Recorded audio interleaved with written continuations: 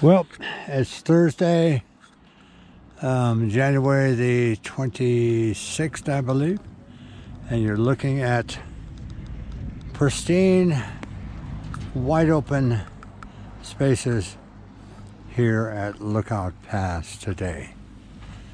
So I'm on my way back up, still working and nursing that right knee, kind of looking at some snowboarders that are riding out here and their alignment and what they're doing, and try to link up with Ted and Akiko's out here somewhere too, and possibly get something on film. I had plans to talk about a lesson that I had yesterday at another mountain with a young man who was 7 years of age. We won't talk about the name or anything, but we will talk briefly about the fact that in the world of teaching and cognitive effect, with the young man, things were not going as he planned or as I planned. So catching on to some of the fundamentals were there, but were vague and then disappeared as we started to execute some of them. So basically we got into talking about the premise of a lesson and what you get out of it. So it's safety, fun, and learning. So in the effort to provide safety and fun, I dropped the need to teach. And I went inside and grabbed my 12-foot double nylon leash that can be looped over a body around the hips or wherever in order to facilitate speed control of a snowboarder pointing down the mountain. Because the first fundamental we needed to get was pointing the board down the mountain, standing up in a good posture, aligned to the snowboard.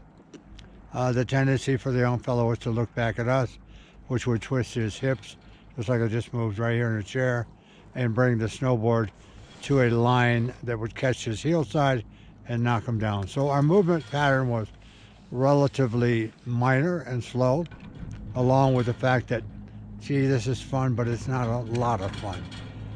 It's hard to allow somebody to have a lot of fun, in my opinion, when safety has to be paramount at the front. So with the leash control, we worked our way down our 600-foot long bunny hill, got him to the bottom with a number of different little events happening. We moved with that leash on the second run down to moving a little more diagonal or steering the snowboard, which for him, he was a left foot forward rider, so we were steering to the right. That part of the mountain goes up, and so that's a good braking hill to use to create resistance, edge control, and pressure. And for those of you wondering what that is, that would be back on the heel side of his board with the switch foot leading, because we don't care which foot leads.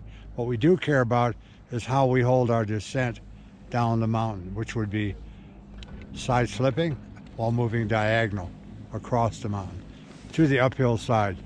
We got all that worked out. We created edge, we created pressure. We finally got him to the point where he was in front of me, and I basically let the leash loop, which meant that the young man was standing on his feet.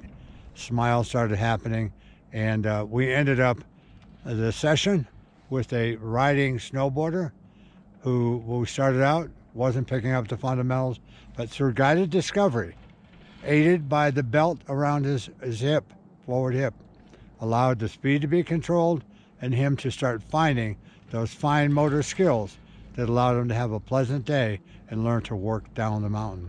So let that be a lesson to most people. Don't just send your friends up to the top, shoot them down. Help them. Help them. That's what we do.